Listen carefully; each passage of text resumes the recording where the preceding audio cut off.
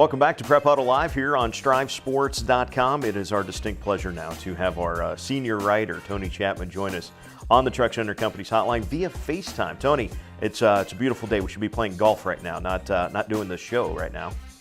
Well, that would be good. It might be our last day for a while if we got one in today, but that'd be fun. I'd be game. Yeah. Why is it going to be a few days before we can get back on a golf course? Well, because Old Man Winter is coming back. He is already wreaking havoc. Some schools are taking a very proactive approach with the NSAA and trying to get the district finals for girls and some sub-district finals for boys have already been moved around. Some of them have moved days. Some of them have just moved times. So if you can real quick, give us a little update, if you will, on who has moved days as far as what the NSAA has on their website so far. Yeah, NSAA doing a good job, Eric, of keeping these updated on their website. So check that out. I think they've got a link actually right on their front page at nsaahome.org. But I like the proactive approach. It's kind of like golf. If you put your rain suit in the bag, it's not going to rain. So I like the proactive approach here. So hopefully this keeps the weather north of the whole state. We can let South Dakota deal with this storm. But D2, they've moved 5 sub-district boys games from tomorrow night to tonight.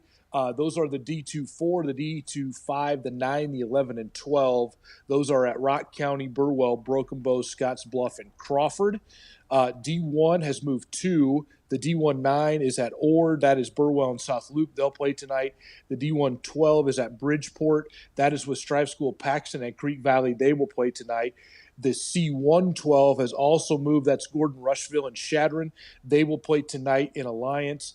And they've moved a couple games. The C1-9 has moved their game up an hour, and the D1-5, which is Lutheran High Northeast and Randolph at Laurel, Concord, Coleridge, has moved their game up all the way to 4:30 tomorrow afternoon at Laurel. So those are some of the games. And then that Out West girls district in Class B, which is Scottsbluff, Alliance, McCook, Sidney, and Gering, they've moved their semifinals to tonight in hopes to get their final played tomorrow.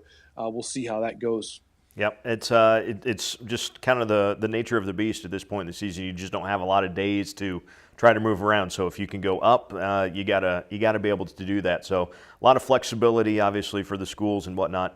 Tony, we just wrapped up state wrestling in Omaha this past weekend, and I know we talked about it last week, but still, it just blows my mind the work that has to go into that. You know, they're for 2.5 days, for 2 days and part of another day, they're working on either 8 or 10 mats going on at the same time. And to get all of the matches in that they do in the time that they allow for it is just an incredible job by the NSAA. Yeah, it's a machine when they do that. I think liken it to state track. I mean, it's as much of a organizational piece involved that's a miracle as it is getting all the champions crowned. But I think the total ends up being 896 wrestlers that start that tournament, and 56 are champions. And so it's just it's a well-oiled machine. They've been doing it long enough that they've got it down pretty good. And again, kudos to Ron Higdon and the crew at the NSAA for making that thing so stinking awesome. It's a really cool event. And with the video that our Austin put together, we're going to make you take a day off for state wrestling next year. Yeah, I am game too. I think the Friday at state wrestling, you've mentioned it. We're probably beating a dead horse again, but you have mentioned that Friday night as I think probably the coolest evening of Nebraska prep sports there is, without a doubt, in my opinion. As far as atmosphere and people and excitement and heartbreak all in the same night. Yep. So coming up for us, obviously, it's a big couple of weeks as we get through girls district basketball this week and sub-districts for the boys, and then the boys will have their districts early next week. Girls state basketball, boys state basketball, then final in back-to-back over 2 weeks. It's not the way the bracket project is set up, but that has gotten some good play. And some of the comments, maybe we can talk about the bracket project, something that especially you, I've thrown in like one idea in the entire thing and posted it online basically. But it's gotten some comments. So what have you heard for feedback? Well, I think for the most part, people are open to change. This is a pretty radical change when you talk about one giant bracket. You talk about eliminating reseeding before you get to Lincoln. You talk about eliminating the wild card. I mean, it goes from there's no like baby steps in between to how to make this better in the future. It's like how could we do it all right now? So it's interesting. It's gotten I think fairly positive feedback. I think the wild card is a thing that people either like or they don't like, and that's fine. And I think how we set up our sub districts and districts, as well as people, they like it or they don't like it. Some people like the wild card, some people don't. Some people want to keep it geographically based, some people don't. This hopefully is a best of all of those things. As I scan through the Omaha World Herald ratings for the boys' side, keep in mind we're in the round of 24 basically in these classes right now. So you really want to try to hopefully keep some of the ranked teams away from each other for as long as possible, even up until the state tournament if you can.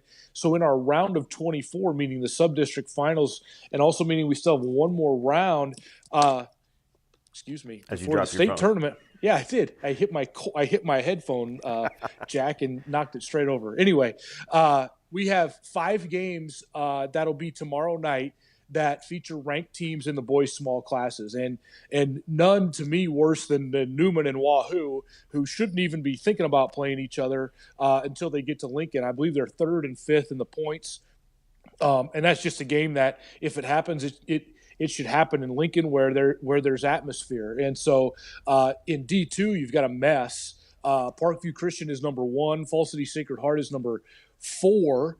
They'll play in the sub-district final. Humphrey St. Francis and Meade also both in the top 5. They'll play in the sub-district final. And you also have Lords and Johnson Brock, who are 1 and 3 in Class D1. They're playing in a sub-district final. So those are the things I don't like. I also didn't like it when I was in high school in 1994. Number 1, Fall City Sacred Heart played number 2, Adams, in a sub-district final when there was no wild card. So that's a broken system as well. So this is kind of a system that keeps those really, really good teams away from each other to the absolute last possible moment, which is when it should be, which is in Lincoln. And then we also hope that if you read the bracket project, you'll see that we try to create some intrigue in those Sweet 16 contests for in the small classes right before you get to Lincoln, and create what I like to call fire marshal games, where we hope that we could have a doubleheader and they have to lock the gym before everybody gets to see who's going to Lincoln. Yeah, the fact that you could, I think that's the intriguing part for me with the bracket project is, number one, the intriguing thing is the one big tournament. You play it all the way through. You however you're setting it up, when it's set, it's set. You play it out, and it's one big bracket. It's like the NCAA tournament.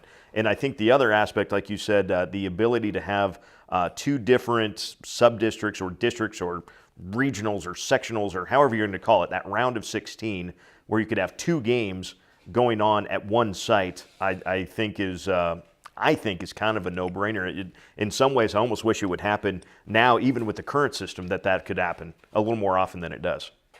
Yeah, I mean, we look through, Eric. We talked, I think, last week about how the C1 girls is. In our format,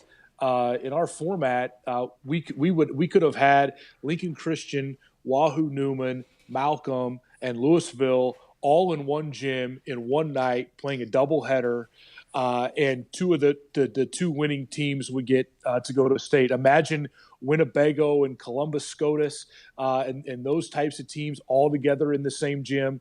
I really think you'd create some really fun matchups, some intriguing matchups.